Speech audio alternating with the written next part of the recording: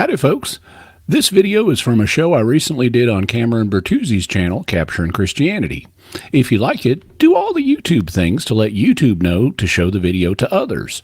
Be sure to like, comment, and share the video. And I am trying to grow my channel, so be sure and subscribe and hit the bell notification. Don't forget to check out Capturing Christianity and support the work that Cameron is doing there. Hope you enjoy this.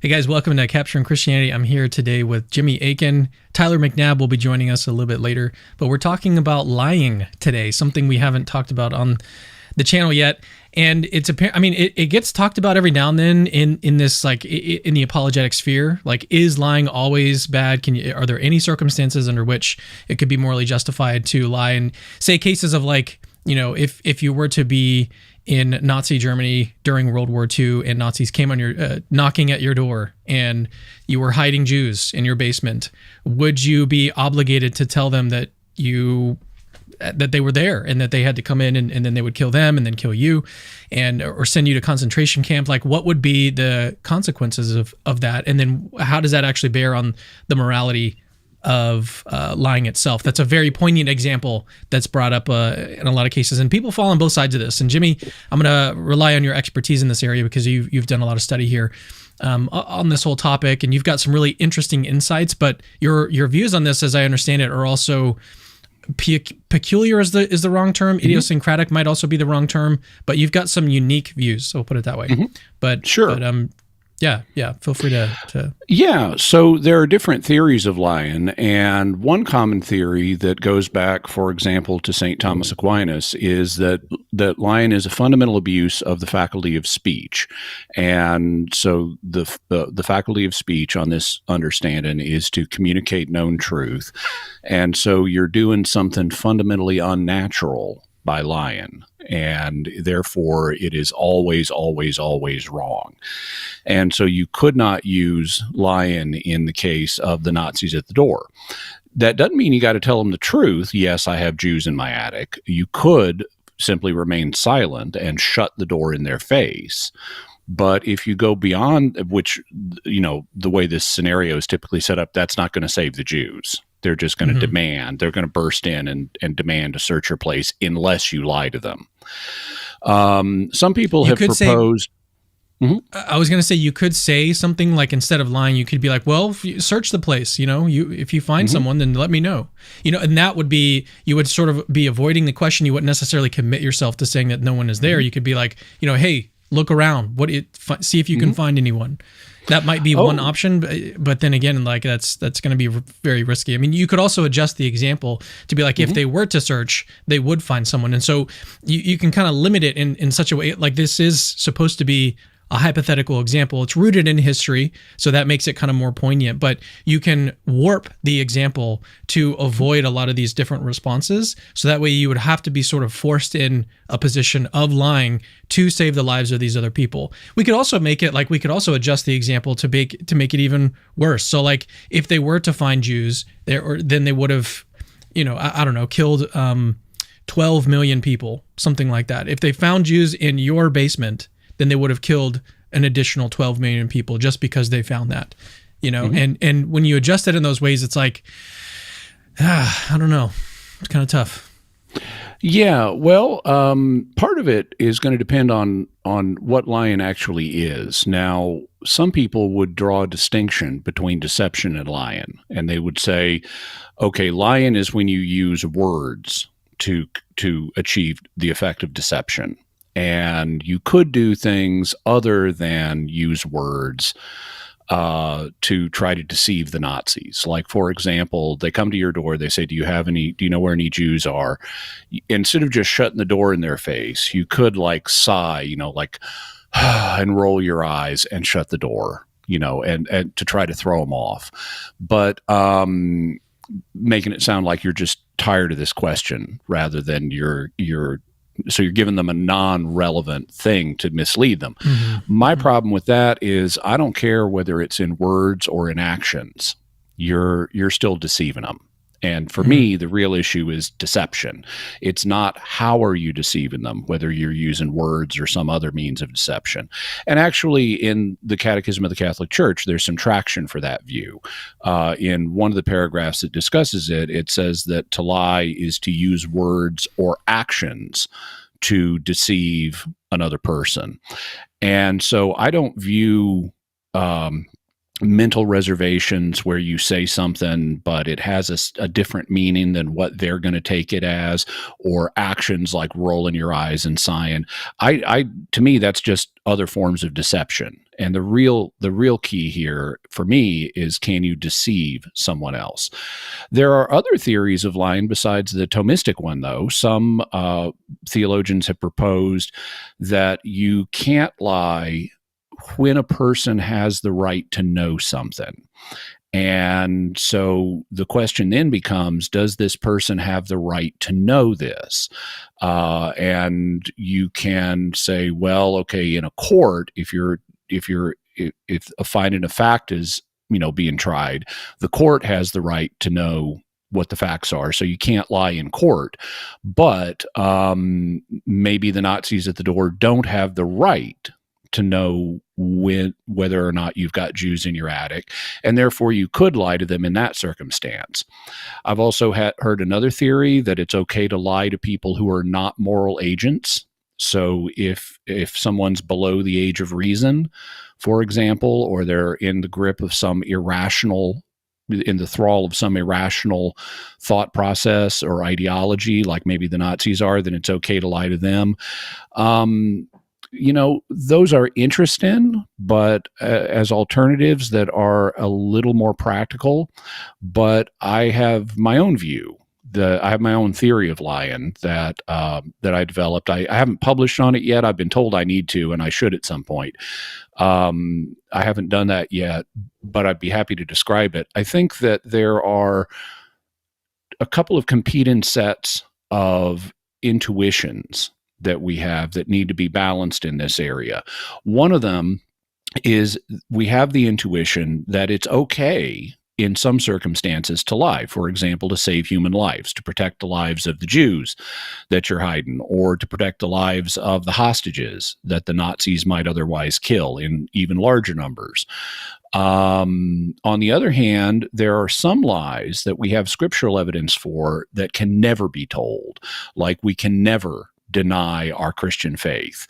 And so we can never lie and say, no, I'm not a Christian. If we do that, we're told, that'll damn us. We need to be honest about our Christian identity. We need to be willing to put our own lives on the line for that if we're called upon to do so. And so I think any successful theory of lying is going to find a way to incorporate both of those elements. There are some lies that can never be told, but then there are other lies that can be told. And so to me, a successful theory of lying needs to incorporate both of those. Something else that has occurred to me in this context is like going back to the 10 Commandments. Let me go ahead and just pull it up here. It's found in Exodus 20, for those of you that don't know where it is actually in the Bible. Exodus also 20. Deuteronomy 5. Yes. But I wanted to just put it up on the screen here so you can actually see what it says in terms, like the commandment to not lie actually says, "You shall not bear false witness against your neighbor." And that's more Jimmy, restricted. That's more restricted than what people realize. That's not a general prohibition on lying. That's a prohibition on false testimony in court. That's why it's, you shall not bear false witness. The idea is you're in ancient Israel, you're at a trial. These were typically conducted at the city gates with the elders of the city in passing judgment. And if you were to lie about your neighbor in that situation, you're lying in a court setting. So this is technically, exegetically, this is a prohibition on false court testimony, but it contains a broader principle against deception that has a broader application. Yeah, I think that's right. And then obviously, like going back to the New Testament, the sort of summary of the law is that you've got to love God and love other people. And so if whatever you're doing when you are lying, you're trying to justify it some way, that's still got to be consistent with loving God and loving your your neighbor, loving other people. And so, Yep. but that's ultimately the whole purpose of it. But I just kind of wanted to point out that the actual commandment here it's not just like you shall not murder, you shall not commit adultery, you shall not lie. It doesn't actually say that. It says you shall not bear false witness against your neighbor, which, as you pointed out, could be the context here could be sort of in like a court case. You could also interpret it like against your friend or someone who is sort of you're in a positive relationship with. Don't bear false witness against them. Yeah, I tend to go a little broader on that. One's neighbor, you may not like your neighbor, but you're not supposed to lie against him in court. Yeah. Yeah, but that was the ultimate point, is that the actual wording here is interesting and different. But yeah, so I wanted to bring that up, and then maybe we can talk about so when we're trying to like analyze these extreme scenarios, like going back to the example of hiding the Jews from the Nazis, what is your view on that situation? Would it be okay to lie? Or would you take a different view? Heck yes. I'm in favor of lying to save human lives from the Nazis. Absolutely. So what is the cutoff? So there's a different. I mean, that's one of the things that's brought up in this literature as well. Is like if you accept that it's okay to lie in some cases, then it starts to. I guess one question that sort of arises is, when is it okay? In what circumstances? Like at what point does it become okay to start lying to people? You know, if you've got some sort of justification, that's the sort of underlying principle that would make it okay. But then when you actually get to particulars and you get some particular case, so like going to this Nazi example, if you had one person in there, would that be okay? Or say that they were just wanting some information from you and you weren't, actually hiding Jews, and they were just asking you, do you know of anyone that is hiding Jews? And so you could, in that situation, if you gave them information, it wouldn't necessarily lead, because the other person that maybe is hiding them could just lie to them in that case. But at what point, what sort of situation do we have to be in which we find a justifying reason to lie? So this gets to my view, and basically I began reasoning a number of years ago this way. I said, okay, I can imagine a scenario where I need to use lethal force to save a life. This would be a case of proxy self-defense. Let's suppose the Nazis come to my door and they say, do you have any Jews in the attic? And I do. I've got a whole Jewish family, so their lives outweigh the lives of the, let's say, 2 Nazis at my door. I would be legitimate in this circumstance if I could get away with it, in shooting both Nazis in the head, killing them, and then disposing of the bodies. So they just vanish, and the Nazis don't know where they vanished, and so they have no reason to suspect me, and thus they're not going to track me down and find the Jews in my attic. So I could use lethal force to solve this problem if I can get away with it. You can always adjust the experiment to where I can't get away with it, but in the base experiment itself, which we're using to bring out our moral intuitions, I could use lethal force. I could just kill these Nazis and dispose of the body. Well, it seems obvious that just lying to these Nazis is less extreme than killing them, and we ought to be it therefore ought to be reasonable to just lie to them. So what could account for that? And basically, I decided it looks to me like what we're doing when we lie to someone, when we deceive someone, whether it's in words or not, is we're doing a form of damage to them. We're specifically damaging their belief system by introducing false beliefs into their belief system. And so this is what philosophically you could call doxastic damage.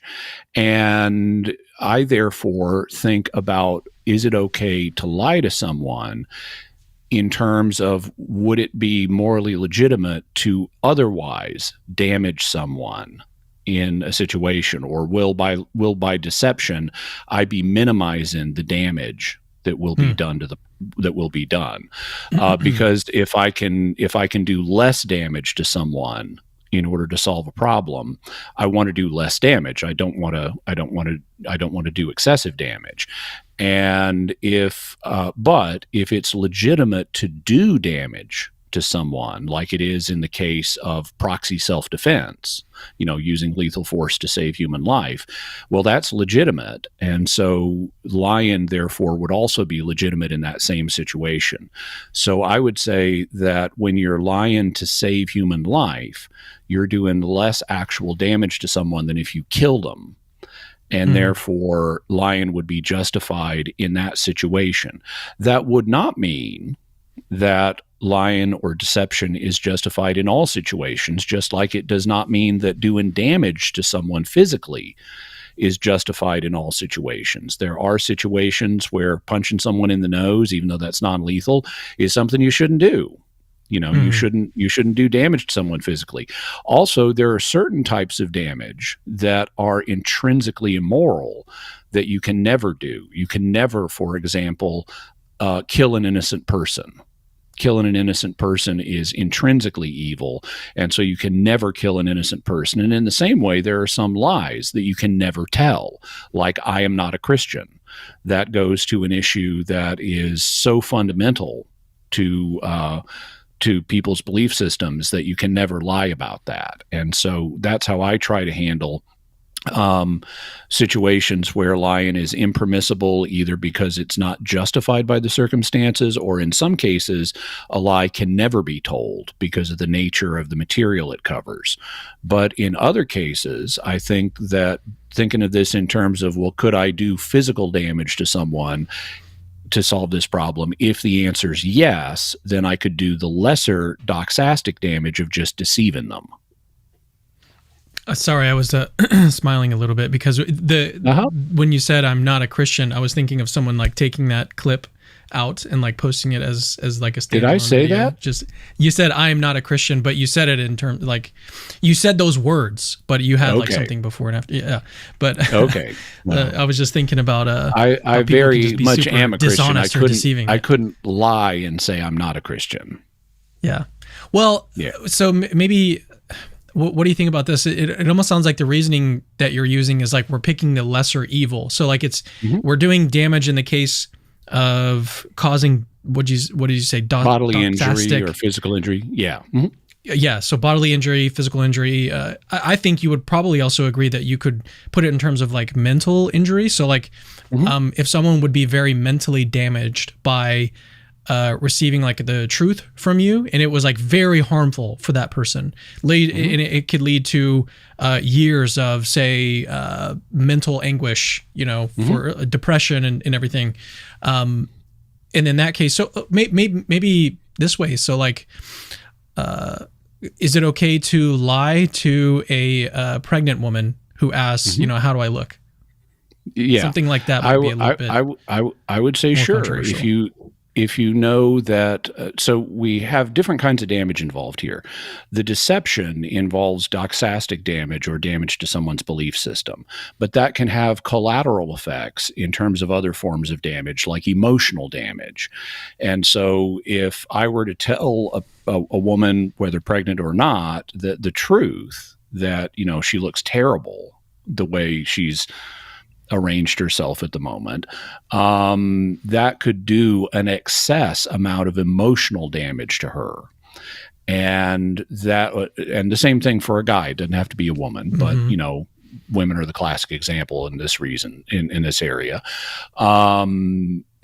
If telling them the truth would do outsized emotional damage, then I could do less doxastic damage and give them a face-saving lie and say, oh, you look fine, and that's not a huge amount of doxastic damage, especially because I'm not committing to too much. Fine does not mean you look stunningly gorgeous.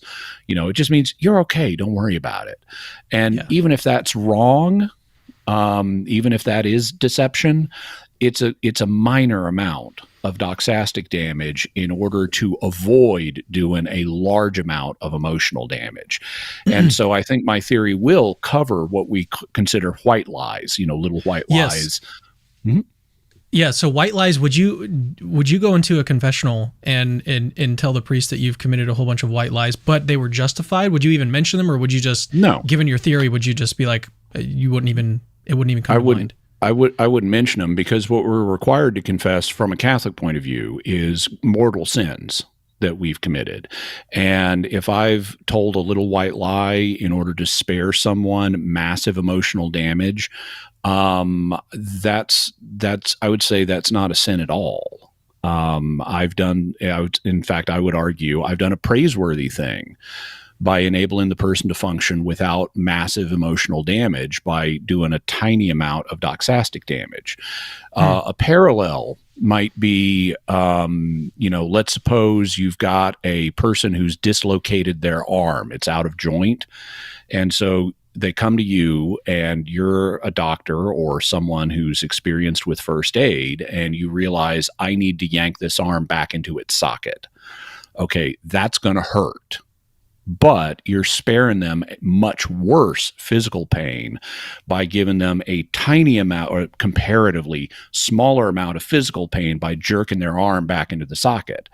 Well, okay, you did cause them some physical pain when you jerked their arm back into the socket, but that was praiseworthy of you to do. You spared them much greater pain, and not just physical pain, but also they can't use their arm when it's out of joint. So you restored the function of their arm. You wouldn't need to go confess that at all. Otherwise, every doctor and paramedic and nurse would need to be confessing all the time, because they do inflict some forms of physical damage on people in order to make them better overall.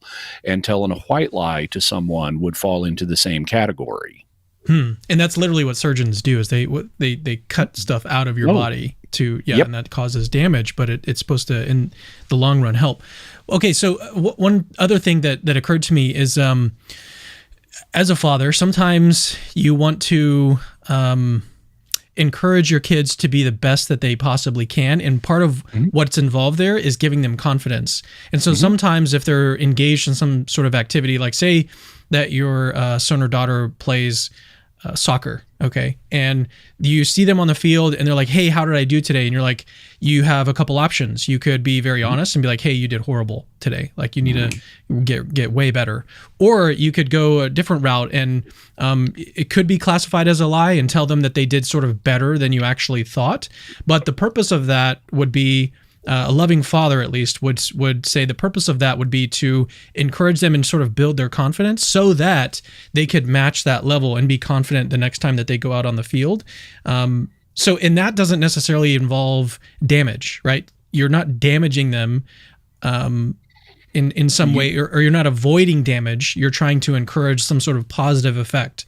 So that's the trade-off. So the trade-off would be you're giving them a false belief, maybe a false confidence, which can actually have this sort of positive effect, as opposed to avoiding some sort of negative effect. So it could be that there's sort of lesser of two evils approach, but then there are maybe other circumstances in which you would lie in that case, or tell a white lie, so that you could encourage some sort of positive outcome. Yeah, my system incorporates that as well. I would say you are doing some doxastic damage to them by giving them a false belief, but the goal may not be avoiding worse damage. The goal may be to give them some improvement, due to their confidence. And my theory would incorporate that like this. One of the things that parents do for their small children is get them vaccinated. Now, I know some people have concerns about particular vaccines, but let's just assume for the moment that some vaccines will spare children, on balance, the risk of getting horrible diseases like, I don't know, measles, mumps, rubella, or some other vaccine that small children take. Well, at least when I was a kid, the way you got vaccines was they stuck a needle in your arm. That hurts, especially if you're a small child who doesn't understand what's going on with this vaccine. And all you know is you're in this strange place. It smells funny. There are these strangers, and your parents who you love and who love you and are supposed to take care of you are suddenly letting strangers hold you down and stick a needle in your arm, and you wail your head off. Well, okay, you've got physical pain from the needle. You've got emotional pain from the situation. But the purpose of this is to supercharge your immune system. so that you have a new superpower. You're not going to be as vulnerable to these diseases. So in this situation, you are causing small amounts of physical evil to the child in order to avoid or in order to promote a good that will have benefits later on because they're going to be immune to these diseases. So that would be analogous to telling a kid something that's not strictly true in order to build their confidence so they can actually perform better. Yeah, no, I was thinking of a similar example with doctors and nurses and stuff, and how they'll sometimes. Well, I think there was actually studies on this where, I mean, first of all, for people who are dealing with anxiety and stuff, if you just like give them, let me be more specific. For people that deal with like health anxiety, if you just give them like a diagnosis, like a name of something they might actually have, that can go a really long way in terms of like helping them and stuff. So there's a couple ways that you could go with that. In this context, you could lie and give someone a diagnosis. You could literally make up a name for something, and that might give them some sort of temporary relief. But in other cases, they already have names. They already have names for things like that in medicine. Oh, what are they? Well, it depends, but let's say someone has a skin problem, and the doctor doesn't know what causes it. They could say, "Oh, you have idiopathic dermatitis." Idiopathic means we don't know what causes it. Dermatitis means it's something wrong with your skin. So just based on whatever symptomology you present, they can say, "Oh, you have idiopathic," and then name the symptom. Yeah, and that could give a quite a bit of relief. But in other cases, like I think that there are studies on this, and I'd have to dig into the literature on this, and I just haven't because it's not very relevant to what I study on a daily basis. But like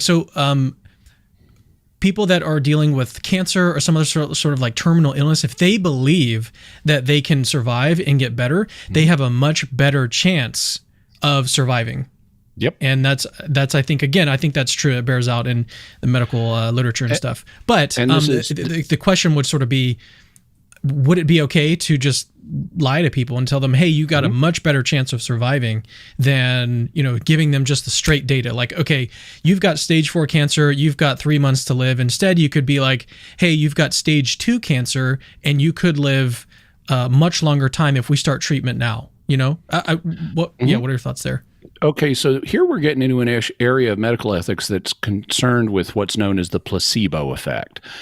Placebo is Latin for "I will please," and the idea is, as the medical professional, you're going to tell the patient something that will please them and encourage them to survive or heal or get better in some way.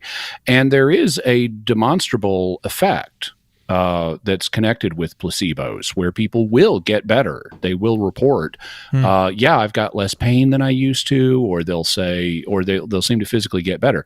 There's actually a debate in parapsychology about to what extent is the placebo effect just using psychic healing on yourself. But whatever causes it, it's a real effect. And there are ethical considerations involved that medical professionals have thought about. For example, kind of the classic version of the placebo effect that you hear about is your doctor gives you a sugar pill and says, take this pill and twice a day and tell me how you're doing in a week. You should feel much better. Okay, the thing is, you can't really go to a pharmacy and get sugar pills. They don't keep them in stock. So what do pharmacies and doctors actually do when a doctor is giving you a placebo? Well, what they'll do is the doctor will give you a prescription for a subtherapeutic dose of an actual medicine that does have real effects in other people, just not for what he's treating you for. And he'll give you this tiny amount. It's just a very small amount. It's subtherapeutic, so it's not going to hurt you. It's not going to help you. But he gives you this very low dosage prescription. And then you go to your pharmacist to fill the prescription. And the pharmacist looks at the paper and realizes this is a subtherapeutic dose. This is not going to do anything, and not from its own intrinsic medical qualities. And so that tells the pharmacist, I'm holding a prescription for a placebo. So how does the pharmacist handle this in filling the prescription? A common way that pharmacists use is they will say something like, this medicine has a variety of uses, but your doctor has determined that it may help you get better with your condition. And that covers, he's not being dishonest. Your doctor has determined this may help you. So he's accurately representing the effect of the placebo, but he's not claiming that this is going to have a general benefit for everybody that he's trying not to misrepresent its known therapeutic benefits. And so that's a common way that they handle that, to try to essentially they're using mental reservations. There is a version of deception here, but they're trying not to say anything absolutely false. On the other hand, there have been more recent studies that say, you know what? Even if the person knows it's a placebo, it helps. And so there's reason to question, do you actually need to deceive the patient about the placebo you're giving them? Because there have been other studies where the doctors are frank and say, this is a placebo. It doesn't have any medical benefit, but I think it'll help you. So go ahead and take it and tell me how you feel in 2 weeks.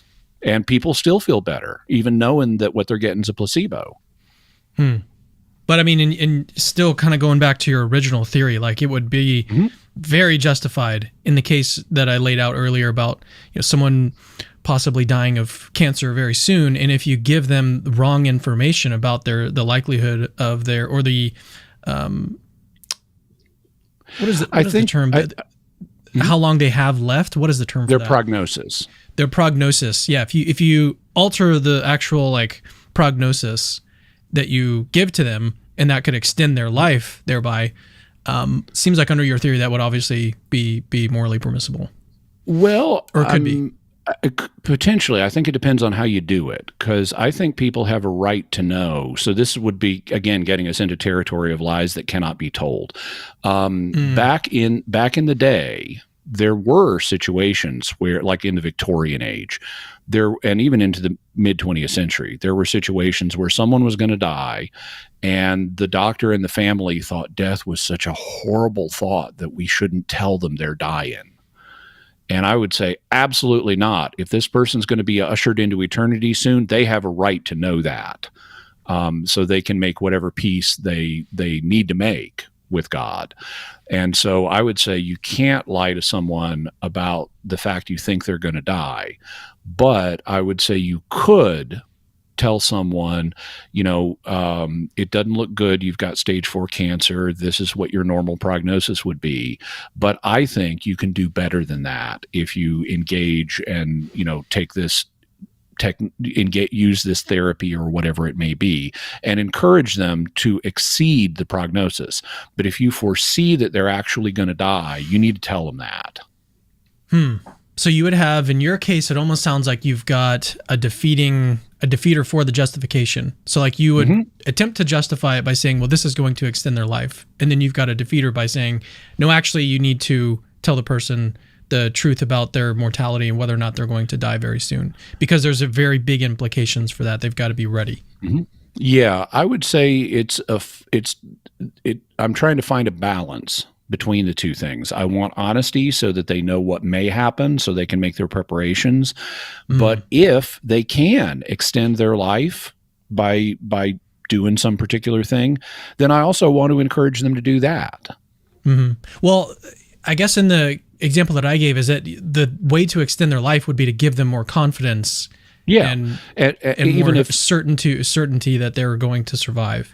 Even if the way to help them extend their life is a placebo, I would say that placebo can be justified, even though it involves deception. But it needs to be within a framework where they understand the overall reality of their situation. Okay. What other areas have we not covered yet, as it relates to lying? Well, we haven't deception? covered the nocebo effect. Okay.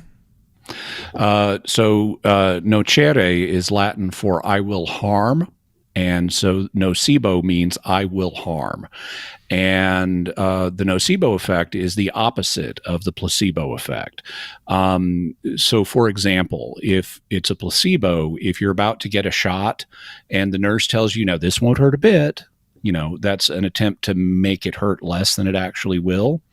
But if the nurse comes up to you and says, oh, I'm afraid this is going to hurt a lot, that's the nocebo effect. She's making it going to feel worse than it would have originally. And just like the placebo effect is real, the nocebo effect is also real. So you can use psychology to hurt someone, including physically. And it's a little harder to do ethical studies on the nocebo effect. It's harder to get it past an institutional review board of, we're going to hurt these people to find out how hurting people works. But there have been studies done on the nocebo effect, and nocebos have a long history in the human experience. One of the things that is reported in just all over the globe, in all kinds of different cultures, is psychic attack, where you put a curse on someone or you put the evil eye on someone and they get harmed. And in some cases, people will actually die.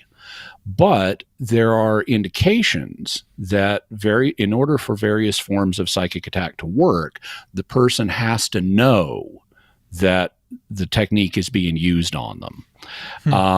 So they have to find a witch mark on their house that tells them they're under a curse, or someone has to curse them to their face, or they have to hear that they've been put under a curse, or something like that. And that would suggest that a lot of what's happening in these psychic attack situations is the nocebo effect, where you're using psychology to harm somebody. And so where this gets into the question of lying and deception would be, are there circumstances in which it's okay to use the nocebo effect, taking the form of, a curse or the evil eye or something like that, to hurt somebody? Well, in the ancient world, people commonly thought the answer was yes. And we know that because we have all kinds of curses that they put on people. I mean, archaeology has discovered all these things. They're called defixaciones, or curse tablets. What you would do in the ancient world, this was common in Mediterranean and Greece and Rome and up into the British Isles. But what you would do is you would write out a curse. You get a piece of lead, thin lead, and you'd write out a curse on it. I want, Cameron Bertuzzi to suffer and die horribly because of how he's mistreated me, blah, blah, blah, blah, blah. And then you fold it up. Clip that out. What you just said, we'll clip it out. We'll put it next to I'm not a Christian. Out of context theater. Yeah. But anyway, you then fold up your curse tablet. So you got a little square of lead, and you take a nail and drive it through the curse tablet, and then you bury it underground. So the underworld deities will read your curse tablet and then go after your preferred victim. And if someone knows that that's been done to them and they're a believer in this system, they can actually die as a result of that. In fact, we have cases here in America. I'm going to do Arthur C. Clarke had on one of his shows back in the 80s, I guess, a case from Oklahoma where a man had such respect for his mom that when his mom put a curse on him, he died. And I'm going to cover that in a future Mysterious World. Well, so could this kind of nocebo effect involving deception as it does, could it ever be justified? Well, maybe. In fact, we've used things like this on various foreign adversaries, like Emmanuel Noriega. There was a period where, so for people who may not remember, Emmanuel Noriega was a Latin American dictator that during the, Reagan-Bush years. And he was in a tense conflict with the United States. And the U.S. was performing psyops on him, and he was doing counter activity. He was like, running a drug lord ring, something like that. And we eventually got him and put him on trial, and he's in prison here in the United States now. But as part of the softening up of him as a target, they used curses, which he believed in an attempt to psych him out and make him more vulnerable to U.S. advances. And so if you've got someone who's a drug lord, a criminal, a dictator, some really bad person, well, if physical violence would be justified in taking care of this person, then potentially doxastic damage or lying to the person, including putting a curse on them. Even if you don't believe in curses, if they believe in curses and you can psych them out, you could potentially use a curse to deal with that person, which would be preferable to actually killing them. If you can avoid killing them by psyching them out with a curse, then absolutely you could use a curse on them, potentially. Yeah, that's very interesting stuff. Okay, so I like that to protect himself from the curse, that so the general in charge of U.S. intelligence at the time was named Arthur Stubblebine, and to protect himself against the curses, Noriega wrote General Stubblebine's name on paper and put it in both of his shoes. So he was walking around with General Stubblebine's name in his shoes to protect him from the curses coming from General Stubblebine. I just think that's cool. Yeah. You know what? It actually reminds me of something that I was investigating yesterday. It's only very tangentially related. So do you, have you heard of the Sibylline Oracles? Oh yeah. I've written about the Sibylline Oracles. Really? Okay. It's super fascinating stuff. This is like, I was asking ChatGPT the other day, I was like, hey, what's something that not a lot of Christians will know about? And the Sibylline Oracles is what it mentioned. And the Sibylline Oracles are a very fascinating piece of literature. Or it's not just one. There's many of them. But the early Christians were using them to evangelize, and it's just crazy stuff. Like the early Christians were literal geniuses. Like they were so smart, and they had to be because of how much persecution they were experiencing. But the Sibylline Oracles are. It kind of reminded me of that, because they were these sort of pagan prophecies about the future. And the Christians were like, hey, look, I forget what the name of it is. It's like some sort of Greek or Latin name, that they would use these sorts of existing pagan beliefs and use them to be like, hey, look, everything points back to Christianity. Like even these other prophecies in these other religions still point back to Christ. Like, hey, why don't you guys just come over to the truth? We've got all the truth here. You've got bits and pieces over there, but we've got everything here. And they use the Sibylline Oracles to do that. I'm thinking about making a video about that, just because not a lot of people have heard about it. But maybe, since you've written about it, maybe we can talk about it just a little bit. Yeah, sure. So for folks who may not be aware, in the ancient world, they had a group of prophetesses that were known as Sibyls, and they gave oracles at various different places. The most famous of them is the oracle at Delphi, but there were other oracles too, who were known as Sibyls, and there was one in particular that was connected with Rome, who gave various predictions that were written down in a book that was kept secret. And they would only bring out this book occasionally, like when there was a major crisis in Rome, and they would consult this book and say, okay, so what does the Sibyl have? Does the Sibyl have anything to say about this current crisis we're in and what we should do? And we know about that book, and we know a few of the things it contained because they took action. At a certain point, they would find a prophecy in the book, and then it might prescribe you need to do the following sacrifices, and so the Roman officials would do that. And we have historical records of them doing that, so we know some of the stuff that was in this book, but the book itself ended up being lost. Well, what happened was a group of writers who are unknown to us, they apparently included pagans, Jews, and Christians, started writing and publishing books that claimed to have been written by the Sibyl or one of the Sibyls.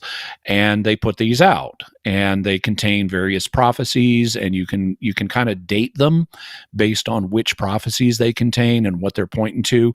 Where I wrote about them was I did a major, is like a 22,000 word study of an early Christian apocalypse called The Ascension of Isaiah. And I was dating the Ascension of Isaiah, figuring out when it was written. And so for that, I had to interact with material in the Sibylline Oracles. And so that's where I have written about them thus far. I ended up concluding the Ascension of Isaiah was written in AD 67, which plus or minus a year, which makes it older than the book of Hebrews and older than the book of Revelation. So it's really fascinating to have an early Christian apocalypse that's older than some of the books of the New Testament. In any event, you're right. What Jewish and Christian authors would do is they would slip stuff into the Sibylline Oracles as a way of encouraging pagans to think positively about Christianity or Judaism, and maybe to convert to Christianity. And they would say, look, I mean, you have your prophets, they're telling you stuff. Some of that stuff has to do with Jesus. You need to take that seriously. And in fact, some of the church fathers were very open to this. Now, these church fathers didn't seem to know that the passages in the Sibylline Oracles that were Christian were by Christians. They thought they were really by, the Sibyl. But they would say, look, your own prophets say this about Jesus. And so they would acknowledge that the Sibyl had a prophetic gift. And in spite of the fact that the Sibyl was a pagan, they would just say, yeah, okay, she's a pagan and she's a prophet and she sometimes talks about Jesus. And so that's a sign that God's at least working through her at least some of the time. And in fact, if you go to Rome today and you look in the Sistine Chapel at the Vatican, not the Sistine Chapel at St. Mary Major's, but the Sistine Chapel at St. Peter's, when you look up on the walls, they have all these religious symbols and pictures, paintings of religious figures, and some of them are based on the Sibylline Oracles. You'll see the Sibyl up there as a prophetess pointing forward to Christ. Yeah, this all actually makes me think about, because I think scholars actually date these Sibylline Oracles to after the time of Christ, because they contain, in some of them, I think is book 10, I believe, that contains like some explicit mention of Jesus, or something very close to like the crucifixion and stuff. And so a lot of scholars will be like, well, this is very good evidence that the Christians sort of altered the existing oracles, even if they were just sort of orated earlier on, whenever they got written down, they then sort of changed them and adapted them to evangelize, to get people to become Christians based on. So it does actually relate to the topic today. Would it be okay? That was actually another question I was going to ask you, is in the context of apologetics and evangelism, would it be okay to lie to people to get them to accept Christianity and become a Christian? I think that this is a very poignant question, because in Islamic apologetics, there's a lot of accusations from the Christian side that Muslims are engaged in deception and lying. And so maybe from their perspective, they might be able to defend themselves by saying, well, even if we are lying and deceiving, it's all justified, because what we're attempting to do is to save people's eternal fates, their eternal, wherever they're going to end up. We want them to be in heaven with us. So yeah, how does that work? Would it ever be okay to lie and deceive people to get them to embrace the truth about Christianity? So there's going to be a difference of opinion, including among Christian apologists, about this. There are some Christian apologists, some of whom I've met, who don't have a problem playing fast and loose with the truth, in order to, in their view, save souls. But this would not fit my theory of lying, because this is some things are just. This is a lie that can never. This kind of thing you can never lie about. You cannot lie about God, And so just like you can't say there is no God or I'm not a Christian, you cannot lie to people about the reasons they should embrace God. And so my theory of lying would say this is a no-go. You must be scrupulously honest when it comes to reasons for why people should embrace Christianity. And thus, even though I think the Sibylline Oracles are fascinating as historical documents, if I were transported back in time and could talk to their authors, I would tell them, no, do not do this. Do not seed the Sibylline Oracles with Christian content. If you want to write Christian content, that's fine, but you must do it honestly. You cannot deceive people into coming to God.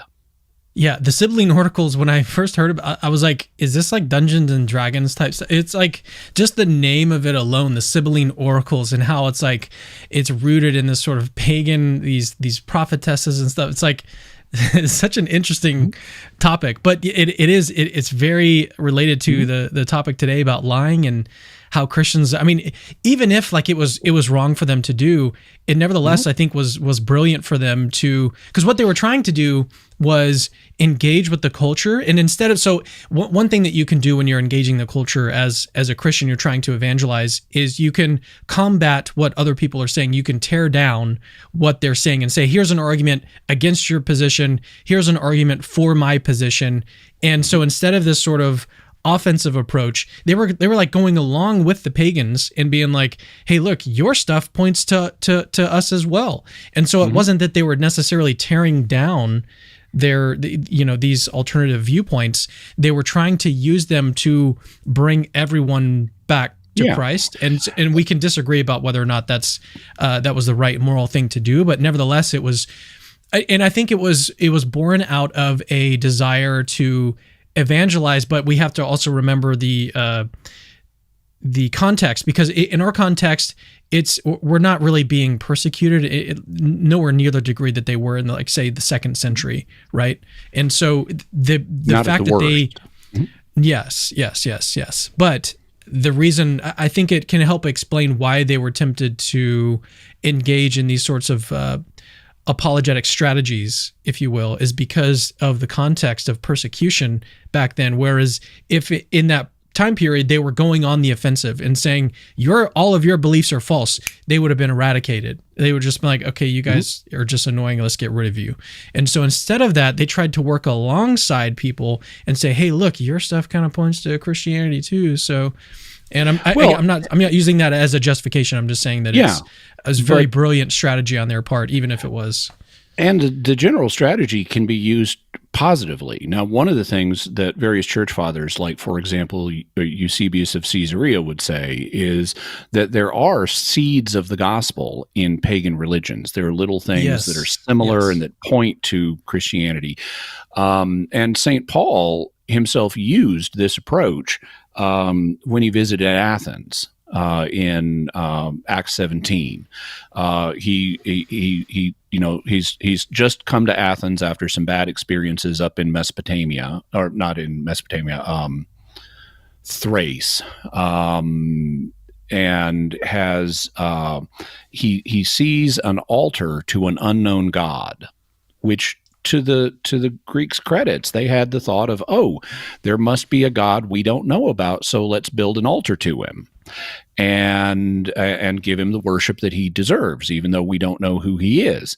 And so, according to legend, this altar, if I recall correctly, was actually put in place by the pre-Socratic philosopher Zeno.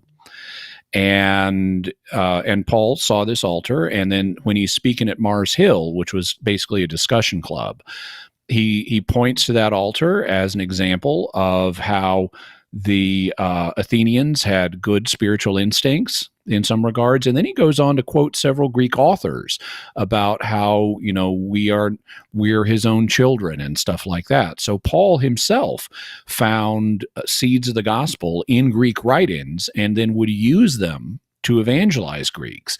And so that strategy is actually good and healthy and biblical.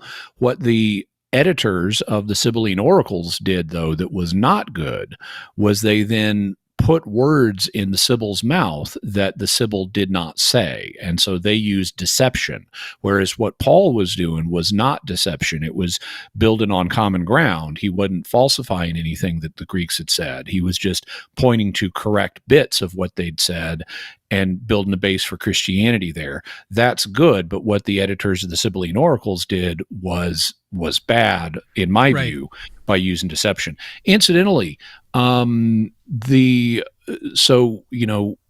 lot of the things that the Sibylline Oracles, or that oracles in this age said, were sometimes kind of sketchy, and could be read more than one way.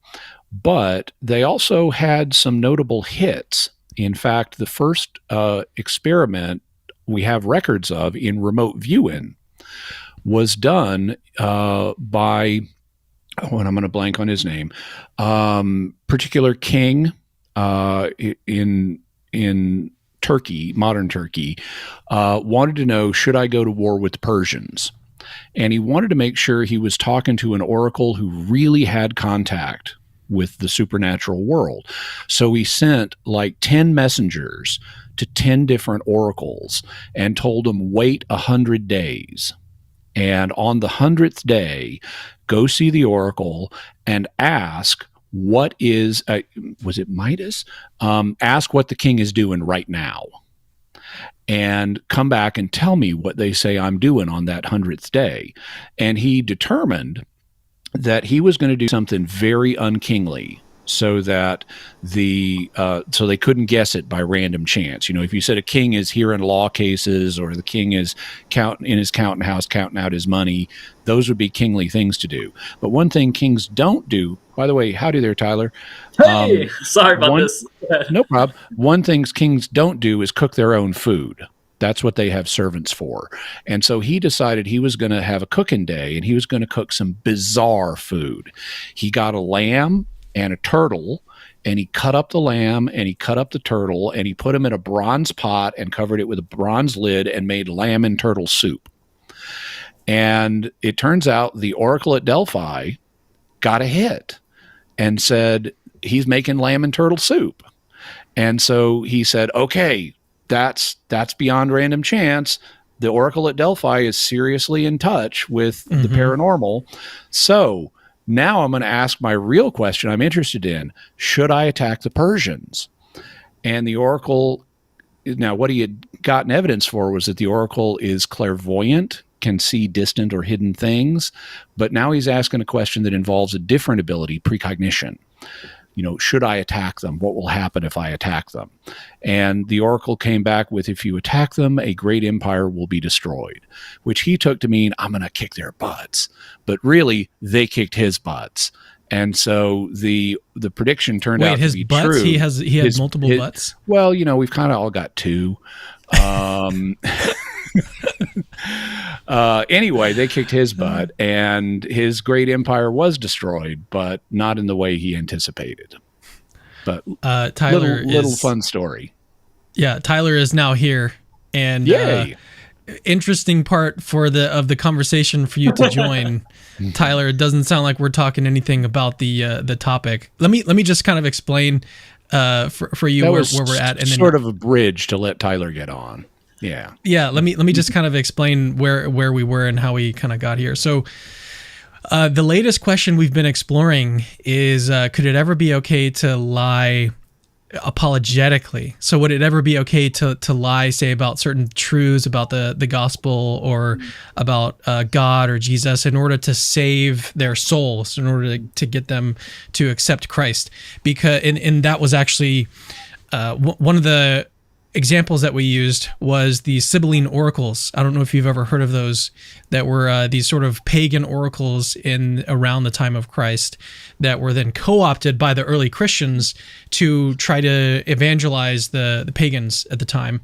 And they made some scribal changes according to scholars and stuff to change them to be a little bit more Christian friendly, or the prophecies to be a little bit more aligned with Christianity. And they were using those to be like, hey, look, you know, your own documents still come and prove that Christianity is true.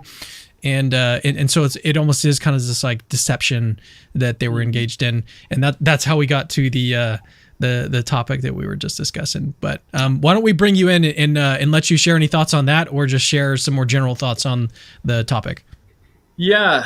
So I guess this would kind of more fundamentally, and maybe you've already discussed this, but what is a lie, and what constitutes a lie, and then what is the kind of like moral framework that's behind what constitutes a lie as for why lying is wrong. Mm-hmm. And so I suppose, I don't know if y'all have gotten to touch on this at all, but I guess that would be naturally where I would first go. We talked about that at the beginning, which I didn't mention, but we did touch on that. Yeah. Yeah. Okay. So I am sympathetic to kind of like a traditional natural law view, where you look at the human person, and you can see like, okay, if the human person didn't have any impediments, any cognitive malfunction, if they weren't cut off too early from growing and developing, right, we can kind of get a sense of what it means for a person to be human, or what it means for them to flourish. And so, for example, we can kind of look at the human mouth and kind of gauge that, okay, the mouth is to tell truths, or it's to communicate, it's to eat, right? And so we can kind of understand that like optimal flourishing human being would be able to have such a faculty and use it for these sorts of various ends. Or similar, like, what are the eyes for? Sadly, as you can tell, right, my eyes, not so good. They're to see, right? Hands to pick up objects, or feet to move, the heart to pump blood, the lungs to get oxygen and to put it in your bloodstream, right? So we can kind of use our perception and come to an understanding of what the human person is, and how they should be functioning, what it means to function as this sort of being that they are. And so, for example, if I told you that I'm going to poke my eyes out right now, so that I can't see anymore, right? Would we say that I'm flourishing? Not as much as I could be, right? So similarly, like if I all of a sudden put something in my heart to where it can't pump blood, right? Would we say I'm flourishing as well as I could be? No, given human nature, that's not as flourishing as much as I could be, right? So similarly, if we say the mouth, I'm going to go ahead and convey lies, right? Well, if it's to tell truth, then I'm kind of perverting my faculty from being able to achieve its end. And as a rational agent who has self-interest in my own flourishing and ability to enable my flourishing, that would be bad of me. That would be irresponsible of me to do. If I think flourishing is good, this would not enable flourishing. This would then be bad. And so here's kind of like a general framework, this kind of general traditional natural law framework of understanding, at least to some degree, what can be right or wrong in accordance with human flourishing, which can be understood through our reason, our human reason and observation. And so, of course, you can get into other debates, right? Like, well, what is lying? Maybe we can't tell lies with our mouths. Maybe that would be the contrary end. But maybe you think lying isn't just conveying something that's intentionally false. Maybe you think lying something a little bit different. And then, of course, like you have intentions. That's another question, right? Maybe you end up saying something that's false, but that's actually not your intention. And so, like, how narrow are we going to understand our intention? So, on natural law view, typically those who endorse a doctrine of double effect, right? You want to analyze the action, what you're doing, the act itself, the object. You want to analyze the intentions behind that act, and you want to analyze the consequences of the act. And so, doctrine of double effect says actually we can do certain things that have bad outcomes under certain conditions. Namely, if what we're doing in itself, the actual act, is not intrinsically wrong, and you've got good intentions, and overall there's still going to be a net neutral or net positive for what you're doing. If you've got no other better alternatives, then whatever action you're talking about is permissible. So we can apply this to lying. Of course, maybe you might think again, lying is intrinsically wrong. So maybe you think, well, we can't use the doctrine of double effect because lying is not an option here. But maybe if we're like really narrow intentionalists, we can say something like, my intention isn't to say something that's false. That's a side effect of what I'm going to say, how I move my mouth. That's a side effect of the utterances that are going to come out of my mouth. But maybe that's not the intention. These are all different ways that I think people could discuss about lying, whether it's permissible, even kind of on a natural law view. But overall, the framework that I'm kind of working with would be that we can know right and wrong from perception, from observation, from human nature, and we can tell what a human being is supposed to do, how they're supposed to flourish. And if we intentionally prevent our flourishing, then that's bad if flourishing is good. And so it seems like lying, which again, opening the definition of what is considered lying, and even if our intention is to lie, right? But lying, if you define it rightly, and the intention's there, then that could never be justified on this. That's your view. Yeah, I'm sympathetic. Yeah, that's the view I tentatively hold to. Yeah. Yeah, because of the flourishing. Yeah, well, let me just kind of bring it back to the example that we talked about with the Nazis and hiding Jews and stuff. So, on your view, if a Nazi came to the door, you were hiding Jews, and they said, "Where are they?" and you would then tell them that you have Jews and that they should go and kill them. No, I definitely wouldn't. So, what would you do? So there are different things here. One, you could of course just refuse to talk. In which case you'll probably die. Another thing is you can deceive them. So I do think that there to be... oh man, Jimmy's going to love talking to you about this. distinct acts. I think lying involves deception, but not all deception is lying. And so when I pump fake in basketball, I'm in a sense deceiving my opponent. But if Jesus played basketball and all of a sudden he pump faked someone, I don't think we'd be like, Jesus pump faked. Oh no, right? He's a liar. He's moral issues, right? There's a famous story. I'm sure Jimmy knows if it's actually historical or not, but I've heard it on several occasions. Maybe you've already talked about it. The Athanasius story. Have y'all discussed this? No. So Athanasius is like fleeing persecution, and you have some sort of government entity that's after him, and they run into Athanasius, and Athanasius is like on a little boat, rowing boat, and they're like, "Athanasius, have you seen him?" And Athanasius is like, "Oh yes, he's not far from here." And they're like, "Okay, great, thanks," and they continue their journey. And it's like, clearly Athanasius is deceiving them, but he's not lying to them. He's not saying a false proposition.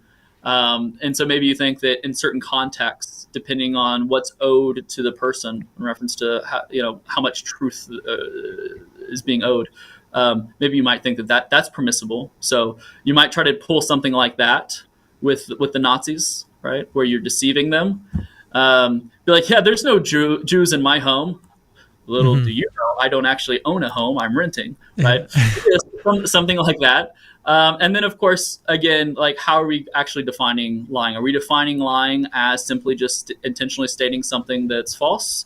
And is that actually my narrow intention? Is my narrow intention to lie, or is that just kind of a side effect of what I'm saying? So there are other areas that you might want to push and massage and so forth. Yeah, Jimmy, before you come in, I just want to ask one more clarifying question from Tyler. So it sounds like your view is that it's from natural law is all sort of internal. So it's like whatever is going to lead to your flourishing is what you should ultimately end up doing. Do you ever consider like the flourishing of other people when you're trying to make a decision based on natural law, or is natural law really just all about the flourishing of you in individually?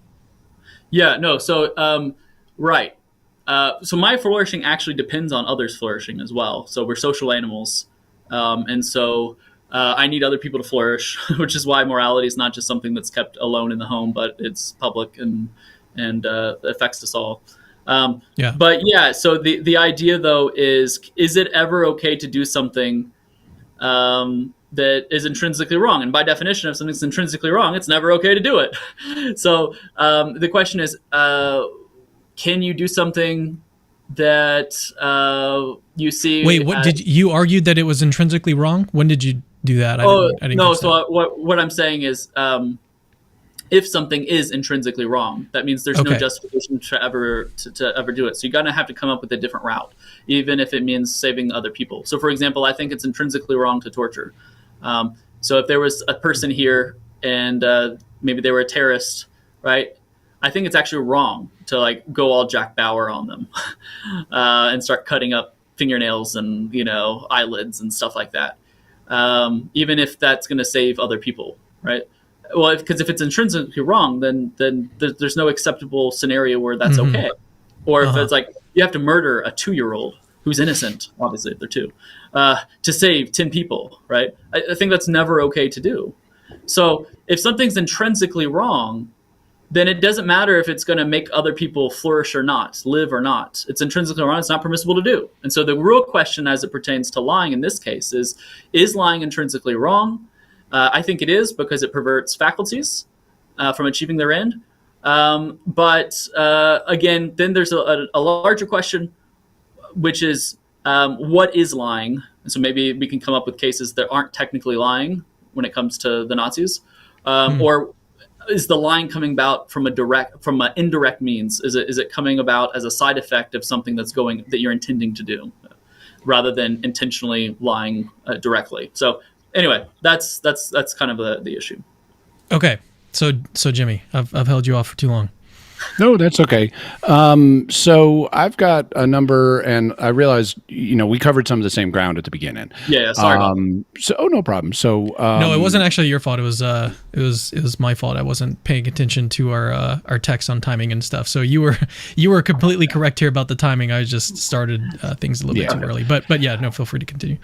So I guess I'll make a couple points. Then I have a series of questions I'd like to ask to cross-examine your position.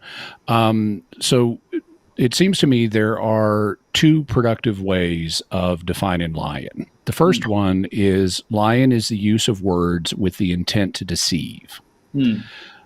Because actors on a stage play are saying false things, but they're not trying to deceive anybody. So it could be you're saying something false with the intent to deceive, or saying or acting with the intent to deceive, which is actually used in the Catechism of the Catholic Church. So it doesn't restrict lying to just the use of words. Right.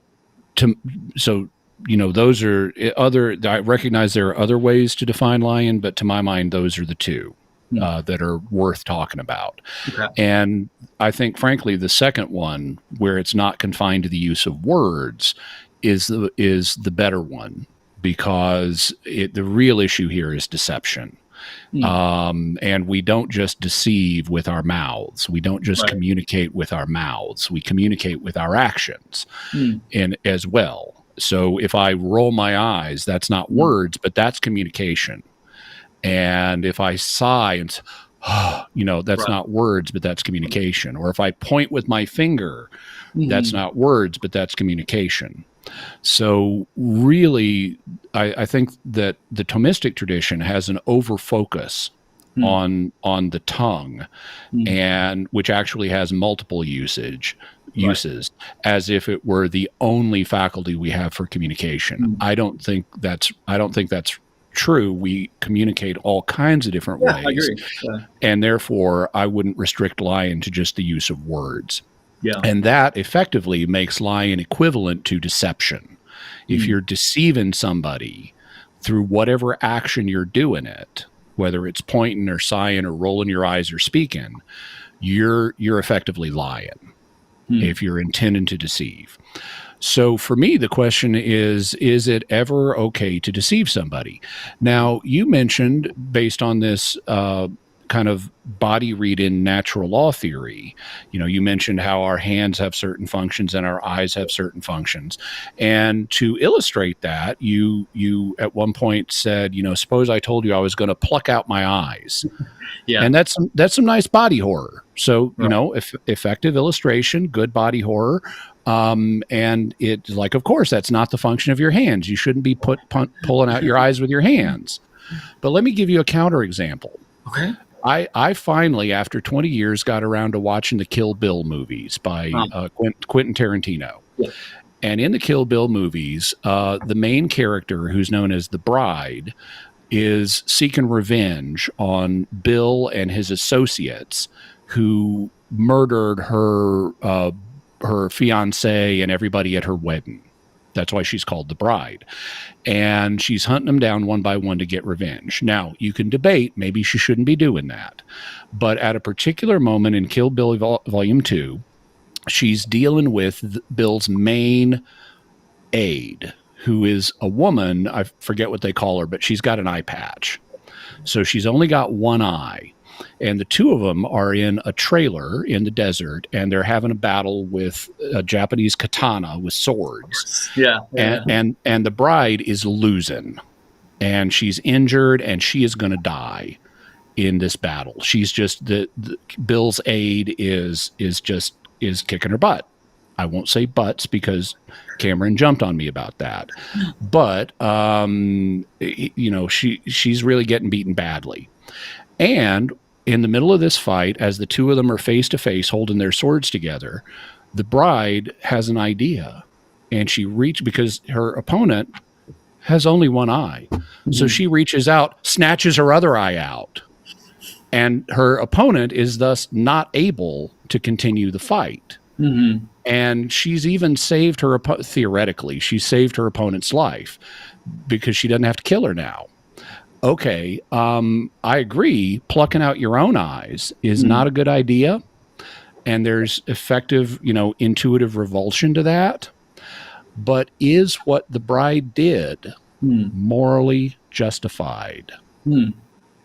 Could, in that circumstance where she's going to die, and evil's going to triumph, and the only way she can't beat her physically in the fight, the only way she can survive is to stop her ability to fight by plucking out her eye.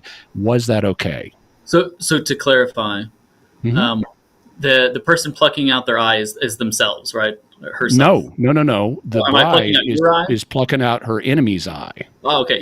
Yeah. So, I mean, there's natural law typically sees that the idea of self-defense, you can even kill the person. Yeah. Stop their ability. Right. Completely. Okay. And good. So it wouldn't just be a plucking out of an eye. You can kill them. So what typically is understood, as far as I understand, within the natural law tradition, is I can't prevent my faculty from being able to achieve its end, which is a bit of a different scenario than, as I understand it, than the scenario you've presented.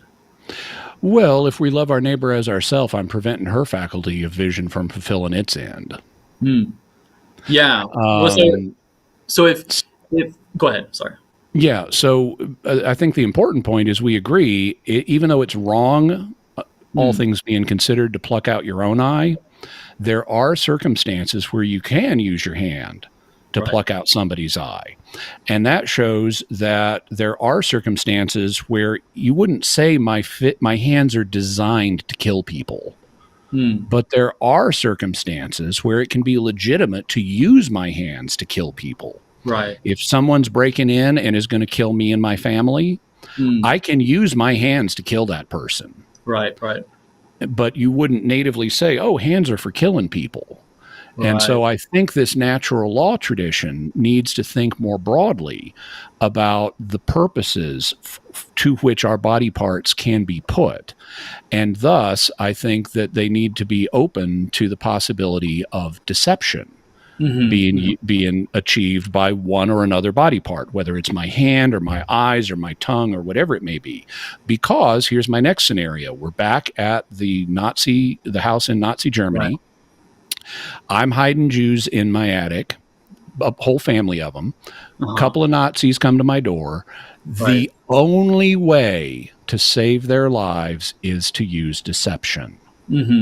I don't care if it's a mental reservation. I don't care if it's oh, come on in and look at my Nazi flag. Whatever. It's deception. The only way to save the Jewish lives is deception. Refusing to answer is not going to work. Right. And using a mental reservation or something like that is another form of deception. Right. Now, I believe you mentioned I could, and I actually covered this with Cameron, I could kill these Nazis. I could kill them and hide their bodies and deal with the problem that way. Right. Well, if I can kill these Nazis, Right. it seems intuitively obvious to me that lying to the Nazis and not killing them is less bad than actually killing them. Among other things, if I kill them, they have no chance to repent. But if I deceive them, they get to live another day, and they may even repent of being Nazis in the future. So for a variety of reasons, it seems to me that using the less damage. Now, I agree, and this is something Cameron and I covered. I am doing damage to them. I'm damaging their belief system by feeding them a false belief. So that's doxastic damage in philosophical terms. Right.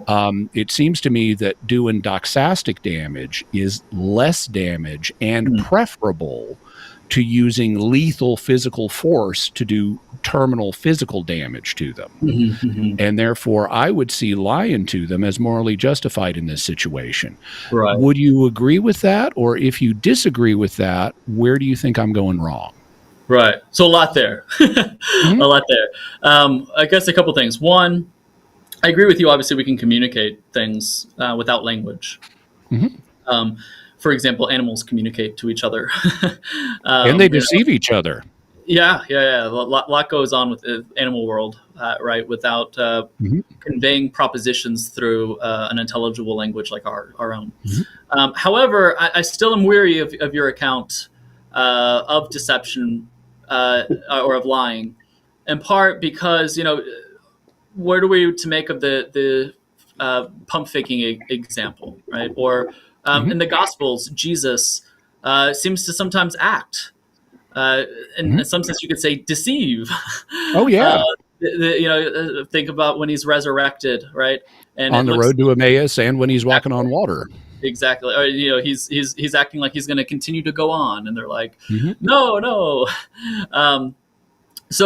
I'd be worried for those sorts of reasons. Would your definition make these cases lying? I would say that, so the way my system works is it is okay to damage someone doxastically for a proportionate reason. But there are certain types of lies that are intrinsically wrong. And those are ones connected with like God and the faith. So I can never say I am not a Christian if I'm directly required to answer that. I can never deceive someone in order to trick them into becoming a Christian. Those kinds of lies are illegitimate that are connected with God. But apart from intrinsically wrong forms of deception, other forms of deception are justified for a proportionate reason. In your pump fake example, I would say it's an expected part of the game. And the greater good, the proportionate reason that justifies it is the fun that people have from playing the game. Right. So just like I would say, I'll never mind. I was going to say something else, but I realized it's a bad example. But in the pump fake example, even though I don't know enough sports ball, I'm having to deduce the meaning of that term on the fly, that it's justified as an expected part of the game that enhances everybody's fun. In terms of where Jesus seems to be going further. Right. And there are a couple of ways of handling that. One way would be to say, well, he would have gone further if they hadn't stopped him. He would have just kept going. So there may not be deception there, or he may have passed by the boat altogether if the disciples hadn't cried out. So there may not be deception there. If there is deception there, then I would say it was, again, for the purposes of a greater good, of teaching them some lesson by making it harder for them. This is the same principle by which he teaches people in parables, by making them wrestle to get the truth. That actually increases the value of what they learn. So you'd be okay with Jesus lying then? It's not an intrinsically evil lie. It's a justifiable lie that's within proportion. But I'm not going to call it lying because it's because of the problems that's going to trigger people's pious impulses. Gotcha. But could Jesus use deception to achieve some good. Yeah. I don't think deception is intrinsically evil. Right. Yeah, so I And agree with you so, there. Deception is not intrinsically evil. so But you it would was agree that Jesus could use deception to achieve a correct. proportionate good. Right. But Yeah, on I my would agree account, too. that it wouldn't be lying. Mhm. And so it still wouldn't be Jesus lying. It seems like on your account, Jesus could use lies as I think defined as. yeah, Sorry, I think that that seems intuitively Mhm. like not. It must. It's a reductio to the definition. Like we must come up with a different definition of lying because that just seems right. I would. So I think that it's an unfleshed out part of our definition of lying. If you want to use the term lion to mean something like use of words or actions to deceive right. in an intrinsically evil way, Mhm. then no, Jesus wouldn't ever lie. Yeah. But you've added intrinsic evil into the definition at that point. If you leave it out of the definition, and it's so that it's just effectively, could Jesus ever use deception for a sufficient reason? I would say, well, it's not intrinsically evil, so he could. Right. Yeah. And so I guess that would be one issue where I'm like, I think maybe we need to relook at the definition of lying. I personally, I don't have a good definition, nor again, it's not even clear to me if you can kind of get past some of these issues by narrowing the intention and by how we define lying. That certain cases might not actually be lying. But my larger point is just that I think that definition, of course, all views have certain positives and negatives for them, or just generally. But it would seem to me like that definition of lying would have some residual issues with the counterintuitiveness that Jesus can lie to. For proportionate reasons and so forth. I agree. But you keep using prejudicial language when it comes to Jesus and talking about Jesus lying. I think it's safer to talk about Jesus using deception because we don't have an agreed upon definition of lie. Right. Well, so that's why I'm just thinking it must not be a lie. So that definition is just we just need to rework the definition of lying.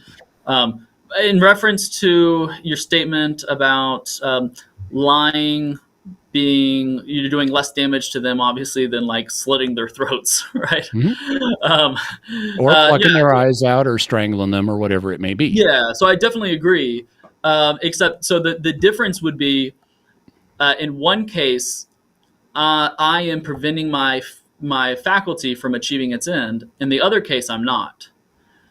So in the case where I'm lying, I'm harming myself. And the case of where I'm killing them, I'm not harming myself.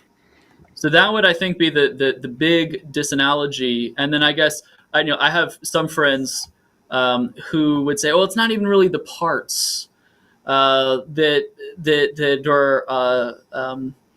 need to achieve their ends. It's the powers or the faculties of the parts, and so it's you can take out eyeballs, for example, if it gets infected, as long as you're not like preventing the powers of the part, the eye, from seeing, or something like that. My own personal view. I'm like actually okay with saying, okay, well, maybe there needs to be some kind of nice delineation for when it's okay to remove parts and that sort of thing. And so removing parts obviously is not intrinsically evil. Like someone has like, some disease and their hand is falling off and it's going to consume their whole body, right? So yeah, I mean, I'm open to so don't look at my view as necessarily a classic natural law perspective. It's inspired, obviously, by traditional natural law view, but I'm okay with these sorts of issues. So, and just to summarize the 3 points, and then I'll pipe down again, of course, is that first off, I worried that the definition of lying that you mentioned has the ramifications of making Jesus lying, or ability to lie to do good. And I don't want to accept that. So it makes me think we just need to get a different definition of lying. And then secondly, the distinction between me killing the Nazi, me lying to the Nazi, isn't in reference to the pain I'm causing on them, but the pain I'm causing on myself. If I lie, if I lie, then I'm preventing my own faculties from achieving their end, my mouth from achieving its end, something like that. And then thirdly, just with respect to me being open to the idea that, and if we're talking about on faculties or parts from my own body, I'm quite open to the idea that removal is okay. Obviously, all natural law theorists would say that. They would just have different ways of going about it. And it might even be the case that it's okay to prevent certain faculties from achieving their end under certain conditions or something like that. So I'm not completely set against that. So anyway, go ahead. Yeah. So one of the things, so I want to give you credit for taking a traditional natural law approach with regard to that middle point of, well, if it's intrinsically wrong, then it must be somehow harming myself. Because that's the only way it could be intrinsically wrong, is if I'm abusing my own faculties in some way. So that's a good move on a traditional natural law account. I just don't believe it. Right. Because it's not restricted to our tongues. We lie to people in all kinds of ways. And you've already agreed that, if I heard you right, that I could use deception on the Nazis. Right. I could, say I could have a strategically planted Nazi flag in my living room and say to them, would I, a devout Nazi, hide Jews in my attic? Are you crazy? And deceive them. Right. Okay. I didn't say anything I may have even joined the Nazi party for purposes of deception, right. But I haven't said anything false to them necessarily. But I have used deception, or I don't have to use words. I could just point to my flag and cross my eyebrows and shame them into turning away from my door. That's still deception. Right. So but I haven't used my mouth in that at all. I've used my eyebrows and my finger. And I think that's still a lie. That's still deception. So I think we're both agreed that deception can work, and I don't see a convincing reason why my tongue suddenly has the potential for abuse that my other faculties don't, that makes it intrinsically wrong to use my tongue to do that, as opposed to my eyes and my finger to do that. So I appreciate the move you're making. I personally don't find it convincing. Can I also say, on top of that, in response to the first thing you guys were talking about, Tyler, that it would mean that it was okay for Jesus to lie. I mean, wouldn't it just be okay to bite that bullet and just be like, well, yeah. I mean, once we understand what the definition of lying is in the terms of what Jimmy has said, and Jimmy also doesn't believe in, and maybe we haven't talked about this since you've been here, Tyler, but he doesn't believe that just any old thing that you lie about could be okay. Like, he thinks that some lies are just you can't lie about some things. Yeah. So on that understanding, once we flesh out what it means, then maybe that bullet is lessened. Like, you still, I guess, got to bite some sort of bullet. But once we flesh out what lie actually means, and then we understand that there's some sort, it really just involves deception, and sometimes deception, there can be justifying reasons for that deception. Once we fully flesh it out, maybe the bullet isn't so big of a bullet to bite. Yeah, so I agree with you that you can soften the bullet, but it still seems like a tough bullet on my end. I think, and is that just intuitively? Yeah. I think partly it's intuitively. I think partly that may be because you're clinging to the word lie, and you're associating the word lie with verbal deception, or something else other than what Jimmy was saying. But you've already agreed you want to revisit that term. You don't know what it means, and to my mind, well, then you can't really, if you don't know what this term means, then you can't really draw firm conclusions about what Jesus would or wouldn't do if you don't know what the term means. So I think there's a prejudicial language aspect affecting the discussion here. Yeah, I think we can determine what it's not, right?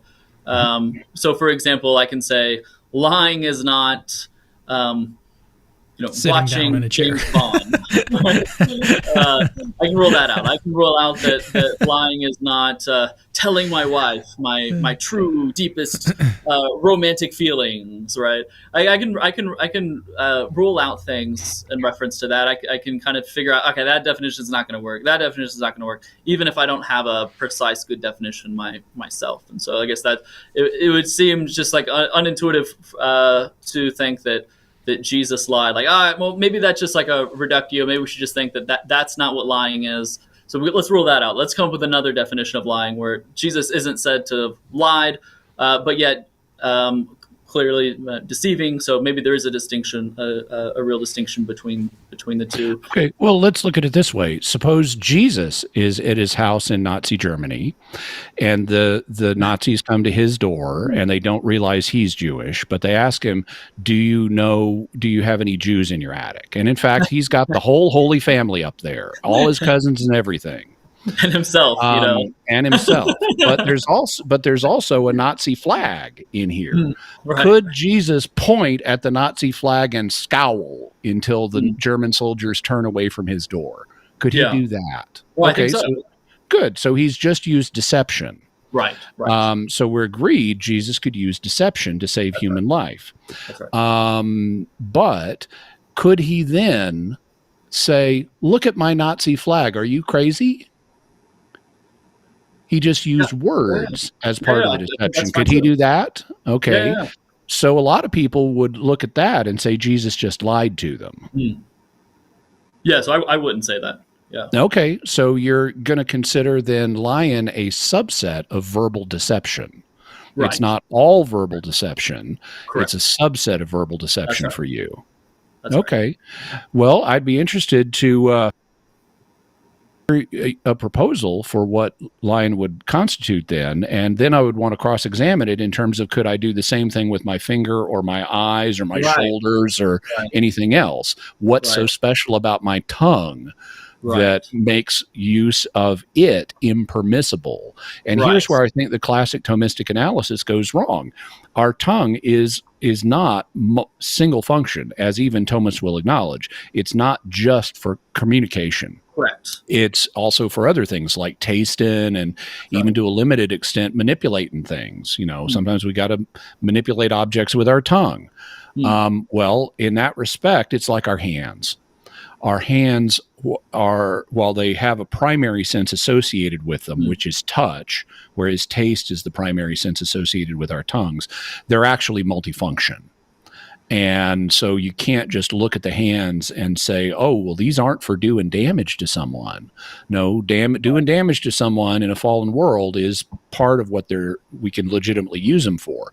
And I would say doing doxastic damage with our tongue is also part of what can happen in a fallen world legitimately, just like using my eyes or my fingers to do doxastic damage to someone.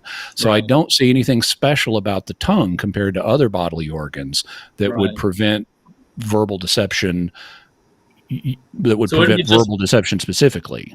Yeah, so it wouldn't even just be deception, right? Because we're both on my account, right? Whether it's wrong or right, but just assume my account is right for the moment. On my account, it's not just deception, but as you mentioned, a certain species or subset of deception, right? And so your body parts could be utilized for deception. That's fine. But the idea is that those other body parts can't fulfill that subspecies or that subset of deception in which the tongue can. So that would be the difference. Now, of course, you might say, okay, well, tell me what the definition of lying is so we can figure this out. In which case, I've never claimed to know a good definition of lying, and the whole time of this interview, I've said there are lots of questions about intentions. The whole debate on intentionalism, narrow versus broad intentions, and in reference to if you can lie as an indirect way somehow. Let's keep figuring this out. But nonetheless, I still think we can kind of narrow Agree to disagree? down the list about what options are live and what other options aren't. So okay. Well, I don't want to keep pressing you on this. I think that the real issue is deception. And I think deception can be used in some, not all, circumstances. And there are some forms of deception that are intrinsically evil and can never be done. Right. Agreed. Agreed on all But those. yeah, but I don't think, in my view, that there's anything special about the tongue as opposed to other body parts that would prohibit it from being able to use deception in a way that other body parts can. So, I'd be curious if you're ever able to provide what you think is a sufficient definition of lying. I'd love to hear it, but I don't want to keep pressing you on that subject. I suspect we're also not quite up to the 2-hour mark, but this is live streams been going on for a while, so I don't. So I would be happy agreeing to disagree. Yeah, of course. Point. Yeah. No, I think that's great. I think that's good stuff to think about and talk through. Let's try to come back to the question that I kind of started us off at, Tyler. Before we were talking about the Sibylline Oracles and how. Let me just say one thing, super quick. I promise it'll be really quick. Cool. And that's just one might not be able to define certain things, but they can recognize it when it's there. So famously, yes, right? Justice Stewart. You might not be able to define pornography, give a good jointly necessary and sufficient condition account of pornography, but you can recognize whenever you see it, right? So anyway, I just wanted to throw that out there. That was Justice Potter Stewart, if I recall correctly. Yeah. Oh, and the king I mentioned earlier was King Croesus of Lydia. I was going to say, isn't that the particularism? What's the other one? Methodism debate? Isn't that what you're bringing up, Tyler?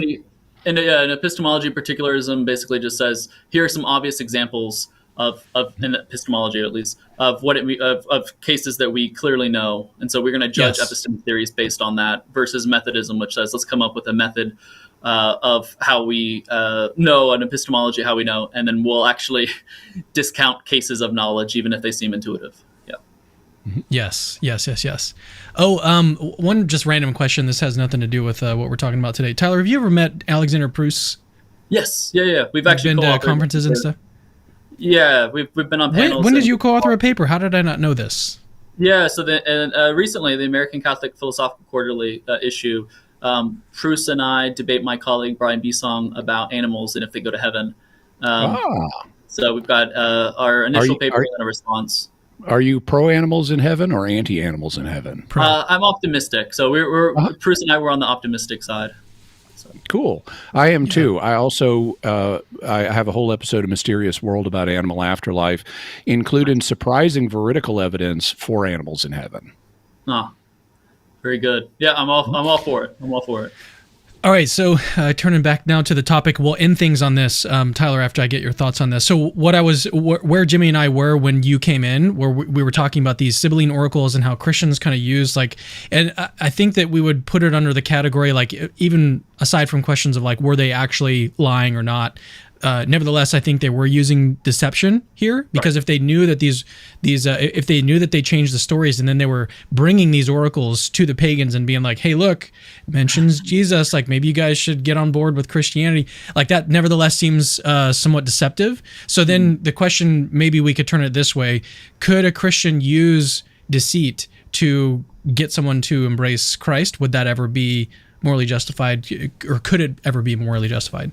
That's a really good question, and Jimmy might disagree with me on this, but I think that recently Pope Francis has emphasized, and sometimes it trips people up when he makes this emphasis on the distinction between proselytizing and evangelizing. And so proselytization, and usually people just in everyday language outside of the church will just use it to mean basically the same thing, right? Mm-hmm. You're trying to convince someone to join your view or your religion or whatever. But proselytization is how Pope Francis understands it, is where you're using kind of illicit means to try to get someone to join your church or your position. And so that includes deception. It includes where you're putting undue pressure on them, almost kind of coercing their will. It includes a lot of different things. And so, given his continual teaching on drawing this distinction, I would say no, it wouldn't be permissible to that would be an example of proselytization rather than genuine evangelism. I would agree 100% with that, and not in particular because of what Pope Francis has said, but because my theory would classify deceptions regarding God as intrinsically evil, and therefore you can't lie in order to get someone to embrace God. Yep. All right, let's go ahead and end things there and wrap things up. But Tyler, again, I apologize. It was actually my fault for for messing up the time. But I'm glad that you were able to join nevertheless. And No, thanks, I think that. Yeah, I think the conversation was very fruitful, and I was even talking in the live chat about how this was one of my favorite conversations we'd actually had on the channel in recent memory. So yeah, this was a lot of fun. We got to definitely do more stuff together. I think we make a good trio, and we've done like a lot of videos now, I think, together. So keep them going. Awesome. All right, well, Jimmy, Tyler, thanks for joining, and we'll see you guys in the next Capturing Christianity video. And before we go, just a reminder to do all those great YouTube things. You can help my channel grow by liking, commenting, and sharing the video. And be sure to subscribe and hit the bell notification so that you always get notified when I have a new video. These days, I have multiple videos coming out every week. Thanks so much, and God bless you.